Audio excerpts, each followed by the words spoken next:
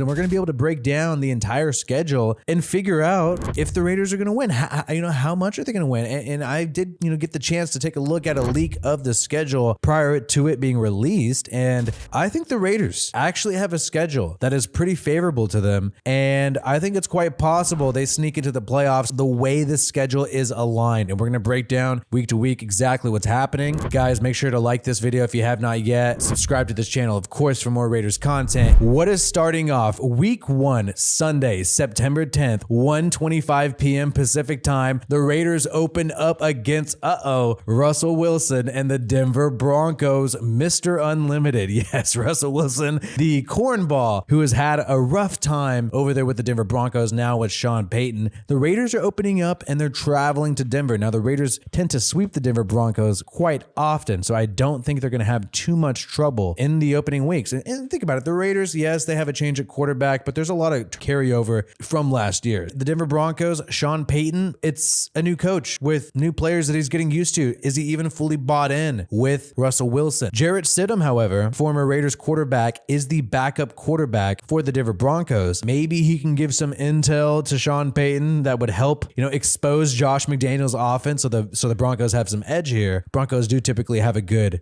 defense. I think just because it's, Sean Payton's first game back after not coaching for a while, McDaniel's second year with the team, I think he should pick up the dub here. So I would say the Raiders get the win on the road against the Denver Broncos. I see it happening. I think we get the win. And then in week 2, the Raiders unfortunately have to play a freaking monster in the Buffalo Bills. Not only do they have Josh Allen at quarterback, they obviously have a great wide receiver in Stephon Diggs. Von Miller's there on the defensive side of the ball. This is a powerhouse team. This is in Buffalo. The Raiders will be on the road to open up the season week 1 in Denver. Then you travel to Buffalo. You get a full week's rest. It's Sunday, September 17th, but it's 10 a.m., a little bit earlier. If I'm just going to be completely honest, man, the Buffalo Bills, they've been competing, man. They've been going deep in the playoffs. The Raiders, I think maybe if they had a more dynamic playmaker at quarterback, or if their defense was perhaps significantly better, then I think maybe they could compete against a team like this very early in the season. Because it's early in the season, there's a lot of question marks on the Raiders roster still. The Raiders are going to take an L here. We could assume and predict correctly if we're going to be rational people. So that, the Raiders end up 1-1 after week 2. And then in week 3, they are going to go home, finally home. The Raiders are finally home against the Pittsburgh Steelers, against the Steelers who beat the Raiders on Christmas Eve, Derek Carr's last game starting with the Raiders. And this is going to be a nighttime game, primetime Sunday night football. The Raiders get a center stage Sunday night football. Kenny Pickett, Mike Tomlin, and the Steelers, Najee Harris. I think the Raiders are able to pick up a dub here. It was a close game last year. No tension between the quarterback and the coach. The Raiders should be able to beat the Steelers at home. Plenty of rest, plus some extra rest because, it's nighttime and it's a home game, Sunday night football at Allegiant Stadiums. You got to win. So the Raiders are 2-1 after week 3, playing the Broncos, getting a dub, losing to the Bills. Then you go beat the Steelers at home. I could see it happening 2-1 for the Raiders. But then we're traveling to LA.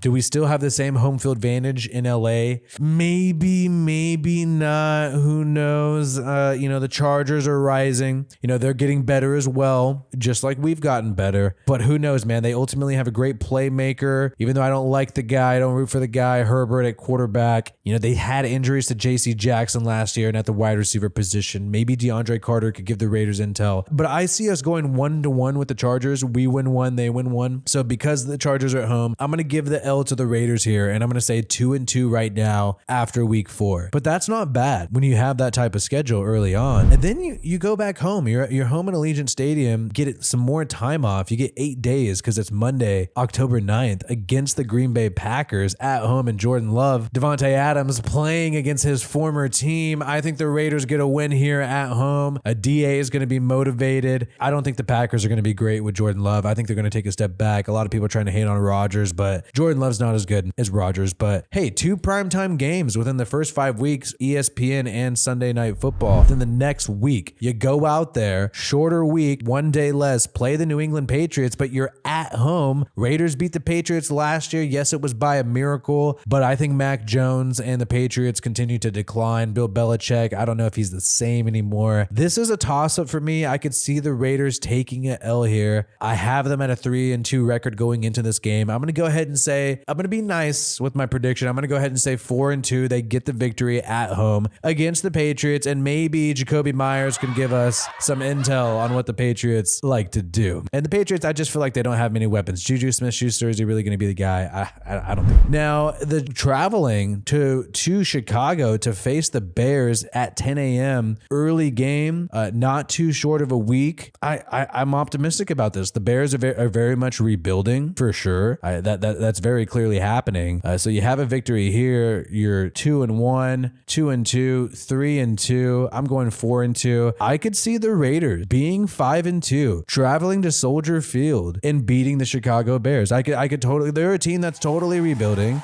They don't have everything together right now. Ryan Poles might not even be the GM in the future if some of these trades don't work out. Yeah, they got DJ Moore at wide receiver. Is that going to be enough? I don't think so. I'm going to say 5-2 after the Chicago Bears game. We're going to stay in the Midwest, Chicago. Then we go to Detroit. Well, that's convenient for us.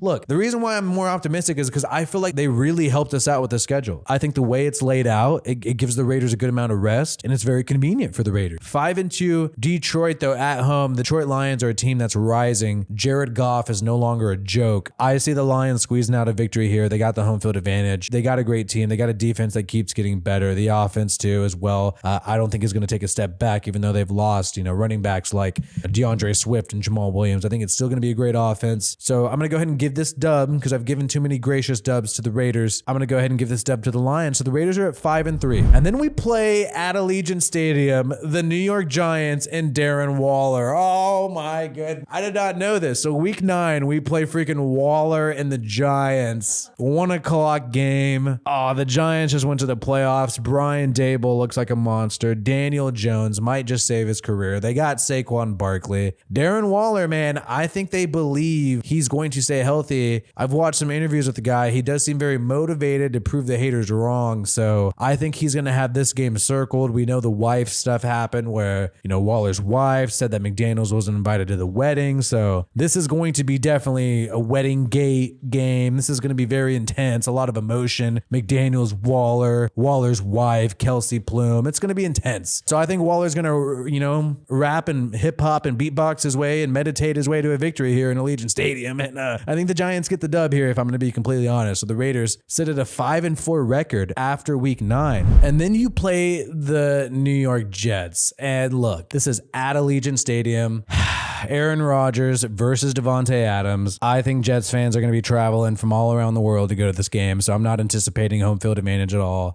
It's Rodgers. It's a Jets defense that has Quinnen Williams, tons of freaking monsters everywhere. Robert Saleh. I want to be optimistic, but I think the Raiders take an L here, and it's a 5-5 record after week 10, which isn't horrible. We what? So we won 6 games last year, so 5-10 after week 10, and then we go on to play the Miami Dolphins in Miami. 5-5 record. Then we go to play Tyreek Hill, the Dolphins. Tua has some issues. Mike McDaniel, head coach, not Josh McDaniels. Well, he went to the playoffs last year, his first year. They do have a solid defense. Bradley Chubb's over there on the defensive side of the ball. They got Jalen Ramsey now on defense. I think McDaniel is going to whoop Josh McDaniels here, if I'm going to be honest. It's home field advantage, obviously. So I'm going to go ahead and say 5-6 after week 11. We're 5-6. Let's just be real about everything happening right now. And then I think Thanksgiving happens around here, and then we're playing the Chiefs at Allegiant Stadium. So, okay, 5-6. We're playing the Chiefs. You guys know I cannot stand the Chiefs. If I were going to bet my computer, if I were going to bet my car,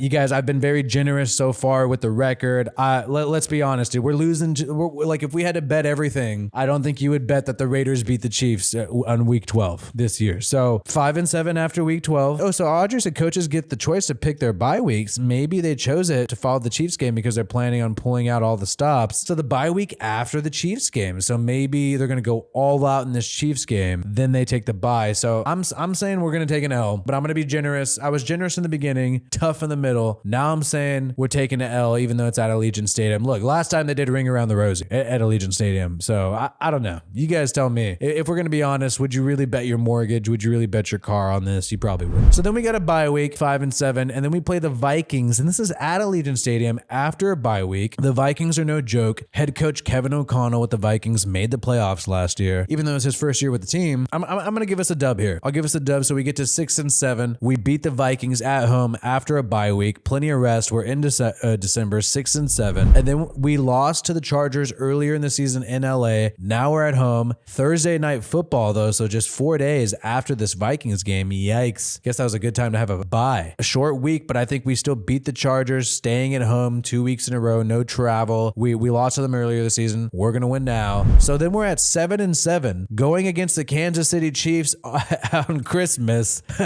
at Arrowhead Stadium, guys. That's what would be happening. 7-7 record, week 16. I'm going to just go ahead and we've been swept by the Chiefs.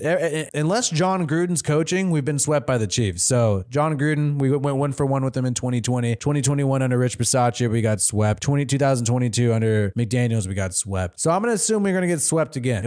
I don't think there's going to be a Christmas miracle for McDaniels. So I'm going to go ahead and say we're 7-8 after week 16. And then we got 2 more games left. The Colts and the Broncos. You're 7-8 after week 16. You travel to Indianapolis. You beat the Colts to get to 8-8. And then you go back to Allegiant Stadium, beat the Denver Broncos to get 9-8, and possibly sneak into the playoffs with a 9-8 record. That's good enough these days. It could really happen. So I say that we improve to a 9-8 record. McDaniels can say, hey, we technically improved, since we made a few changes here. We moved on from a few guys. Oh, maybe we just missed the playoffs because we're 9-8 and somebody else was 10-7. Or maybe we sneak into the wild card. That's a possibility. Teams have gone to the wild card with a 9-8 record. So that is my prediction so far for this 9-8 officially. Let me know in the comments below what you think your record prediction is for the Raiders. Some of you guys have positive ones. Some of you guys have negative ones. I'm going to go ahead and say floor of the team is 7-10. I think they'll at least win 7 games for sure. I don't think they're going under 7. And I think the highest they'll win, if we're being realistic and everything, 10 win. There's an opportunity that a couple games go here and go your way. It's close games in the NFL. Last year was close. McDaniels wasn't getting along with Carr. If he had his guy, then who knows if it would have worked out a little bit easier. He's kind of trying to move away from Carr, so maybe not trying his best at times. I think that you win a couple extra games. Won 6 games last year, could easily win 10 this year, at least 7. 7-10 is my range. That's what I got. Give me your predictions in the comments below. I want to know. I want to know your guys' predictions.